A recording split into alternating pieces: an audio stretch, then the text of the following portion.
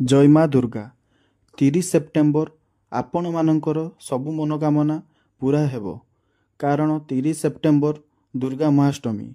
ଆପଣଙ୍କୁ କହିବାକୁ ଚାହେଁ କି ଏହି ଦିନରେ ଗୋଟିଏ ପାନପତ୍ର ନେବେ, ତା ଉପରେ ଗୋଟିଏ ଜାଇଫଳ ନେବେ, 2ଟି ପଦ୍ମମଞ୍ଜି ନେବେ, 5ଟି ଲବଙ୍ଗ ନେବେ, 2ଟି କିସମିସ୍ ନେବେ ଏବଂ ଟିକିଏ କର୍ପୂର କିଛି ମହୁ ନେବେ।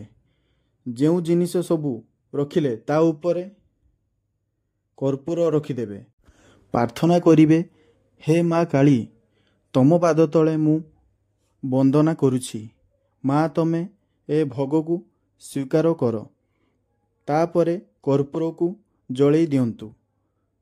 ଯେତେ ପର୍ଯ୍ୟନ୍ତ କର୍ପୂରଟି ଜଳୁଥିବ ମାଙ୍କୁ ପ୍ରାର୍ଥନା କରି ଆପଣଙ୍କର ଯାହା ବି ମନୋକାମନା ଅଛି ମନରେ କହି ସେହି ଦିନରେ ମହାଷ୍ଟମୀରେ 7-9 ଜଣ ଝିଅ ପିଲାଙ୍କୁ କଦଳୀ ଦାନ କରନ୍ତୁ। ଏମିତି କରିଲେ ଆପଣଙ୍କର ଯାହା ବି ମନୋକାମନା ଅଛି ପୂର୍ଣ୍ଣ ହେବ। ମା ଦୁର୍ଗାଙ୍କ ଆଶୀର୍ବାଦ ମିଳିଥାଏ।